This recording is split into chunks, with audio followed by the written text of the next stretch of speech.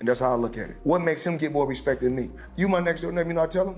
You got yours from your family. I got mine from the ground up, from hard work and dedication. Floyd Mayweather is one of the greatest ever. He's a brilliant defensive fighter. His speed, his boxing savvy. He's just a savant. He's just something special, no question about it. But I gotta look at the Sugar Ray Leonards of the world. Floyd's way is safe. Not in a punk, but it's like the safe way, like nothing ain't gonna go wrong. But that's how he fight. That's his characteristic. When Stephen A. Smith minimizes Floyd Mayweather's legacy and asserts that Terence Crawford is capable of defeating him, Floyd Mayweather erupts. Stephen A. maintains that Sugar Ray Leonard was a far better fighter than Mayweather, who claims to be the best of all time. He adds that Floyd struggled to dominate at higher divisions and that his best victories came at lightweight.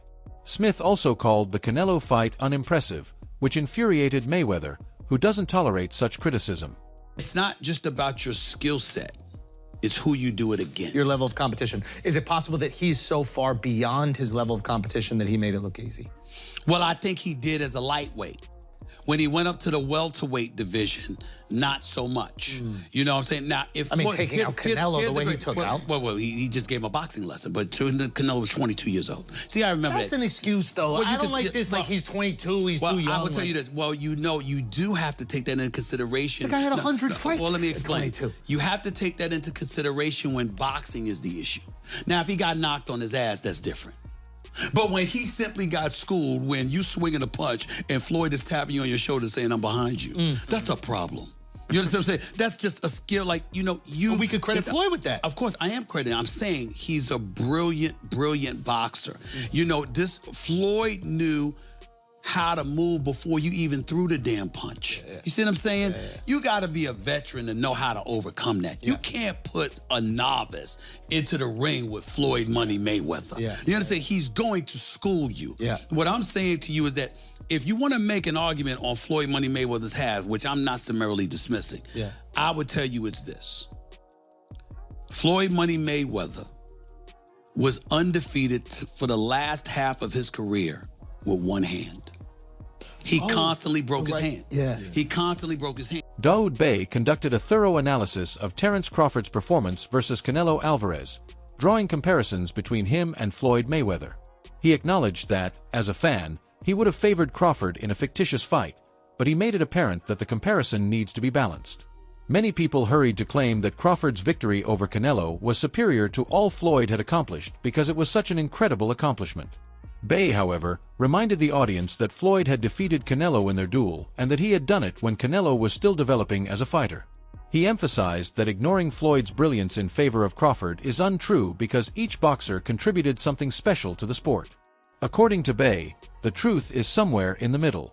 Although Mayweather's performance against Canelo was similarly historic and shouldn't be disregarded, Crawford deserves praise for managing him in such a dominant manner.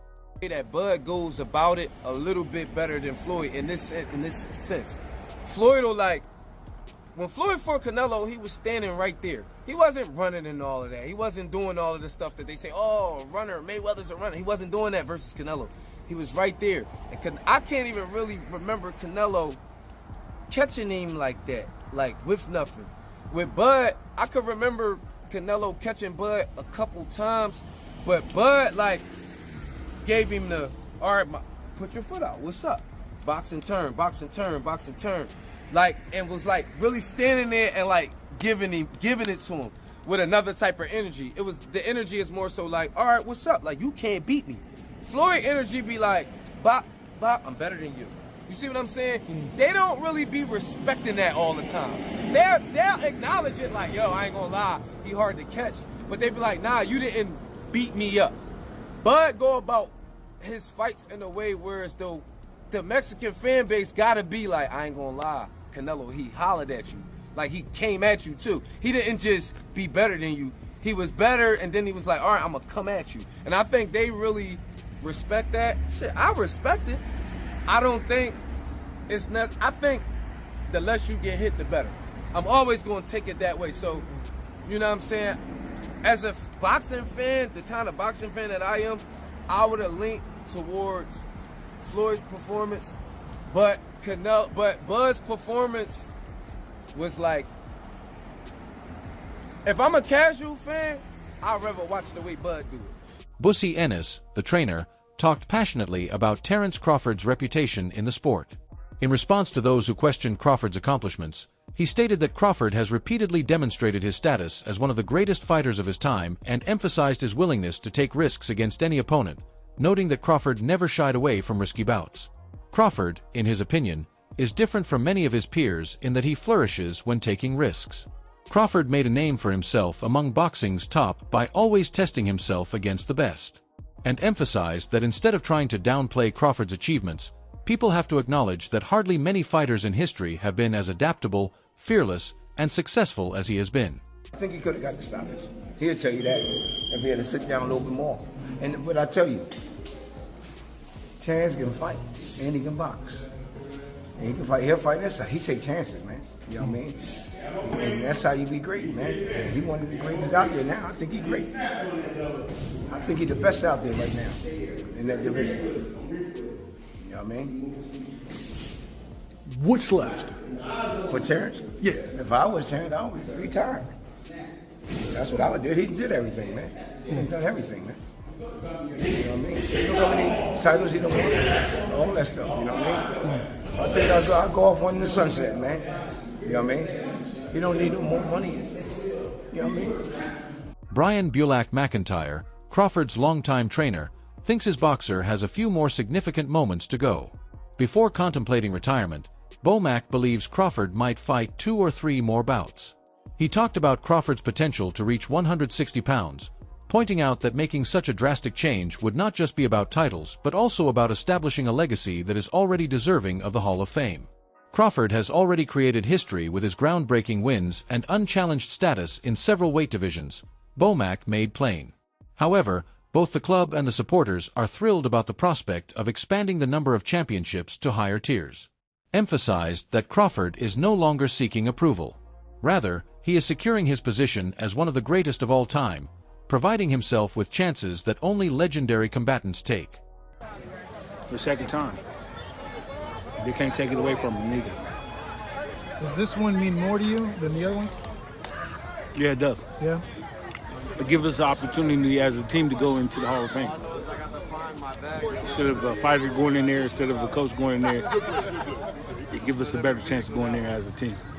Well, congrats on that. I know that means a lot to you and the team. Definitely that. You know, I asked Bud this after the fight 2 weeks ago.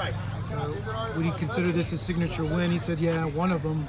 Do you think that was his signature win of his career? Well, the last fight? Yeah, the Canelo one. Oh, hell yeah. Yeah. Because he was the underdog. Everybody thought that, you know, he was going to get beat. What's up? He was going to get beat. Surprising. So what's next for Bud? What do you want to see him do? I just want to see him, you know, spend time with his family because, you know, training for a fight, you be gone a long time. You're going away from your family. And it could take a toll on you after a while. So, as his trainer, do you feel like he should just sail off into the sunset after this monumental well, win? you know what? They made it look so easy. Shit, you know what I'm saying? Shit, got 2-3 more in him and shit. You know what I'm saying? Training camp will try harder. You know what I'm saying? Timothy Bradley spoke passionately on the impact of Terence Crawford. He clarified that youthful combatants frequently battle doubt, particularly when detractors cast doubt on their advancements. Crawford, however, demonstrated the power of tenacity and resolve. Crawford consistently disproved skeptics with his ring performances, despite the skepticism that surrounds him early in his career. Bradley highlighted how Crawford's accomplishment of becoming a multiple-time unchallenged champion in several divisions, something many thought was impossible, made him an example to the following generation. Regarding Bradley, Crawford is more than just a champion. He is a symbol of bravery, belief, and the ability of hard effort to triumph over criticism. Crawford is now viewed by young fighters as a role model who personifies the spirit of perseverance in addition to being a champion. And the man that you have become, you're a true inspiration to the youth, man. Anybody that's troubled, any troubled kid out there, man, they can look at you and say, hey, man, I got a fighting chance to get myself out the situation. All I got to do is make that choice. That's what you did, Crawford. You made that choice, man. You made that choice to change, bro. You know, you saw going down, man, years ago, man, in 2008, man, when that bullet came through that window, you knew you had to do something or you'll end up 6 feet under, bro. You know, so that courage that you had, man, and that will that you had and that mindset of change, man, and the gym, you know, grooming you and turning you into a man, because that's what boxing does. See, people don't understand, man, that boxing is more than just throwing punches. You know, boxing teaches you discipline. You know, it teaches you love for people, love for others, man. You know, working together. You know, you're there constantly every single day, man. You know, spending time there perfecting a craft, man. Perfecting yourself, understanding yourself, learning more about yourself each and every single day. You push it inside the gym. You know, boxing is more than just throwing punches, man. You know. The story of Floyd Mayweather went beyond boxing. Oladipo explained how Mayweather meticulously crafted two identities that captivated the public's attention: Money Mayweather and Pretty Boy Floyd. Pretty Boy Floyd was a daring risk-taker in his early career, delivering highlight reel knockouts. Subsequently, Money Mayweather became the perfect businessman, mastering defensive boxing and making every bout a world-renowned occasion. He became well-known outside of sports due to his pay-per-view achievements and self-marketing skills. Oladipo acknowledged Floyd's brilliance both inside and outside of the ring, claiming that he established a business model that contemporary fighters now attempt to imitate. Floyd developed into more than just a boxer by fusing entertainment with technical skill. He created the new economic era of boxing and rose to fame as a cultural hero. I'm sorry. He's a genius. He is a fucking... You know, when I get bored with today's crop of boxers, and Terence, to be fair, has kind of helped me out of my boredom, but sometimes I just go on YouTube and I watch the 24/7s and then I watch the fight. I'm not joking. I watch the whole fucking episodes and then I watch the fight. And my guy is a genius. A genius. There will always be an argument, oh, you should have fought that person then. And I get it. I get it. Right? It's kind of the argument you can't throw at Muhammad Ali, right? You could throw that argument at Floyd. But dude, unbeaten is unbeaten. Unbeaten is unbeaten. Multi-weight world champion is multi-weight world champion. Do you know what I mean? I've never seen a boxer so like, I'm going to work you out, and then when I work you out, you're done. Shall I repeat that? I'm going to work you out, and when I work you out, you're done. And Floyd had this thing where first 2 rounds, you think, oh shit, man, this guy's in this fight, and then he works you out. And then he works you out. Floyd, Pretty Boy Floyd was better than Money, but Money Floyd had obviously the fights, right? There has been much discussion regarding Crawford's future despite his incredible victory over Canelo. According to several insiders, including people on his team, he ought to think about retiring right away in order to preserve his legacy. Advocates contend that Crawford doesn't need to show anything more because he has already attained greatness. Others in the boxing community, however, are not happy and keep downplaying his victory, saying he ought to retire before his reputation deteriorates. Since many people think Crawford still has a lot to contribute, this has caused conflict. Fans want to see him compete in more high-profile bouts, and his recent results don't seem to be declining. Although retirement if an option, Crawford's reputation as one of the greatest is assured, and his accomplishments cannot be undone whether he chooses to carry on or not. The fact that Terence Crawford did what he did against Canelo Alvarez, Terence Crawford made himself the face of boxing, and he did it. He made it look easy. He made the Errol Spence fight look easy. That was supposed to be the toughest test of his career. I thought it was. The whole world thought it was. It was the easiest fight he had at welterweight. I thought, but I've been saying for years that he's going to easily beat Canelo Alvarez, and he did. But many people expected Canelo to knock him out. That wasn't the case. With that said, now people are trying to throw, he's 38. Tomorrow, Terence Crawford will be 38 years old. He's a 5-division champion. If he wants to stick around, like Terence Crawford stated, okay, Terence Crawford stated, if I do stick around, I'm not dropping down no further than 160 pounds. If he stays in boxing, I say he have 2 more fights. Fight Janibek, who's the unified champion. Hopefully Carl Sadamas and Lara fight and unify the belts. 2 fights at 160, pad the stats, become a 6th division champion and a 4-division undisputed champion, cool. Other than that, Terence Crawford needs to retire. Trainer Robert Garcia offered his thoughts on the Mayweather versus Crawford argument.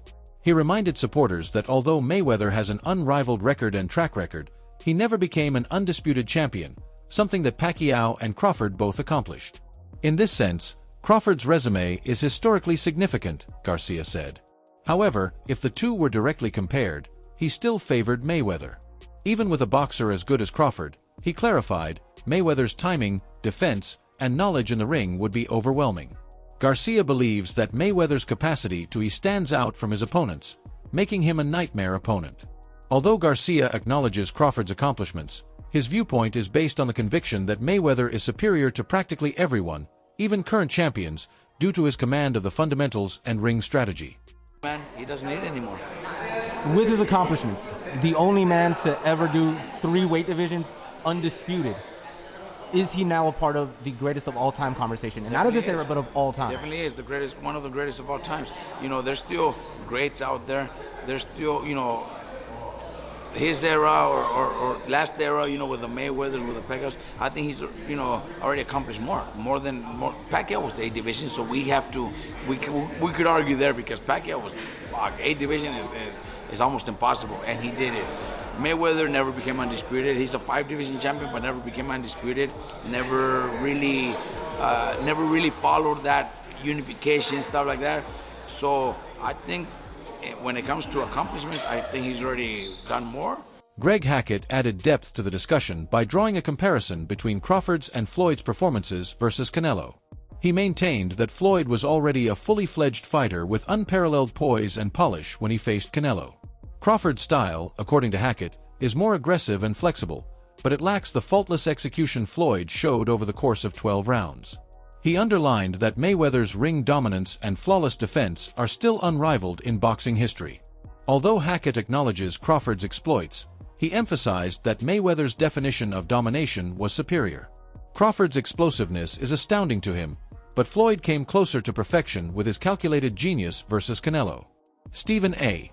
Smith praised Crawford's victory over Canelo, describing it as one of the most thrilling bouts in recent memory. Crawford was the smaller man facing a larger, more powerful opponent, he noted. But he gave the impression that the conflict was one-sided. Smith commended Crawford for providing spectators with an unforgettable experience in addition to showcasing his skill. He thinks that boxing requires competitors like Crawford who can combine technical skill with entertaining value. He clarified that Crawford's performance demonstrated that he is not only a fantastic champion, but also a capable entertainer. The sport by providing exhilarating moments within the ring. But the biggest props of the night goes to Terence Crawford, who did not disappoint. He was supposed to be the smaller man. He was supposed to be the weaker man.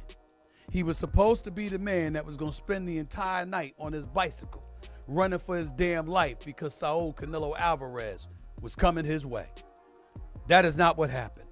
What happened instead, ladies and gentlemen, was a masterclass in boxing by Terence Crawford. Now, to me, the fight, some people were saying it was a severely lopsided and stuff like that. I'm not going for that. I'm not feeling that at all. It wasn't like that at all, okay? Veteran journalist Dan Rafael, a seasoned journalist, looked at Crawford's career in the long run. He maintained that Crawford doesn't have to compete anymore to earn his spot in boxing history. His uncontested record in several divisions, wins against top opponents, and reputation for domination speak for itself. According to Rafael, once warriors attain this stage, their focus should change from showcasing their abilities to preserving their legacy. He believes that pursuing pointless fights further could jeopardize the reputation Crawford has already established.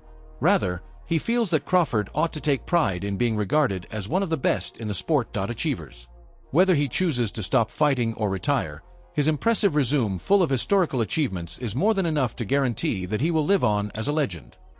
But he stood in the pocket, like he's not moving anywhere from him. He's using his head moving, he's not being stupid, but he's not necessarily moving away from Canelo. Like you said, he's walking the, quote unquote, bigger man down and forcing the action rather than going off, reacting to Canelo's attacks. So I think it was such an impressive display. But it sort of begs the question now, when you've a 3-time undisputed champion. I know money's important, financials, we always talk about that. His legacy is intact regardless.